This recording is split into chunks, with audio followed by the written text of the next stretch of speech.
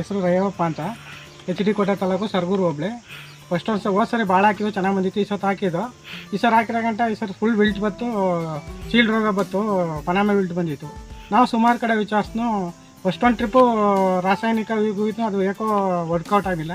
ಇನ್ನೊಂದು ಸತಿ ವಿಚಾರಿಸೋ ಗಂಟ ಇಲ್ಲಿ ಯೋಗಿ ಅಂತ ಅವರೊಬ್ಬರು ವಿಚಾರಿಸಿ ಅಂತಂದರು. ಆಗೋಗ ಅವ್ರು ವಿಚಾರಿಸೋ ಗಂಟ ಬಯೋರಾಜ್ ಮಾಡಿ ಅಂತಂದರು. ಬಯೋರಾಜ್ ಮಾಡಿದ್ನು, ಒಂದು ಟ್ರಿಪ್ ಮಾಡಿದ್ನು, ಸುಮಾರಾಗಿ ಕ್ಲಿಕ್ ಆಯಿತು. ನಾನು ಒಂದು 200 ಗಿಡ ಅಷ್ಟು ಕಿತ್ತಾಕ್ಬಿಟ್ಟಿದ್ದೆ. ಫುಲ್ಲು ಒಂಥರ ವಿಲ್ಟ್ ಬಂದುಬಿಟ್ಟು ಚೀಲ ಬಂದಿತ್ತು, ಕಿತ್ತಾಕಿದ್ದೆ. ಆಗ ಯೋಗೀಶ್ ಅವ್ರು ನೋಡಿ ಅಂತಂದ್ರಲ್ಲ, ಆಗ ಯೋಗೀಶ್ ಅವ್ರು ಮೀಟ್ ಮಾಡೋಗಂಟ ಅವರು ಅವರು ICR ಕಂಪ್ನಿಗೆ MDಗೆ ಫೋನ್ ಮಾಡಿಕೊಟ್ಟಿದ್ರು. ಅವ್ರು ನೋಡ್ಯಪ್ಪ ನಮ್ಮದನ್ನೇ ಮಾಡಿ 1-2 ಟ್ರಿಪ್ಪು ಅಂತಂದರು. 3 ಟ್ರಿಪ್ ಮಾಡಿ ಅಂದರೆ 2 ಟ್ರಿಪ್ ಮಾಡಿದ್ದೀನಿ, ಇನ್ನೊಂದು ಟ್ರಿಪ್ ಮಾಡಬೇಕು. ಅದರಿಂದ ಈಗೆಲ್ಲ ಚೆನ್ನಾಗಿ ಬಂದಿದೆ. 1-2 ಟ್ರಿಪ್ಪು ಇವಾಗ ಚೆನ್ನಾಗಿ ಬಂದಿದೆ, ನೋಡಿದೆ. 1-2 ಟ್ರಿಪ್ ಮಾಡಿದ್ದೀನಿ. ಫುಲ್ ಎಲ್ಲ ಡೆಡ್ ಆಗೋಯ್ತು. ನಾನು ಆಸೆನೇ ಬಿಟ್ಬಿಟ್ಟಿದ್ದೆ ಈ ಸತಿ ಫುಲ್ ವಿಲ್ಟು ಅಂತ.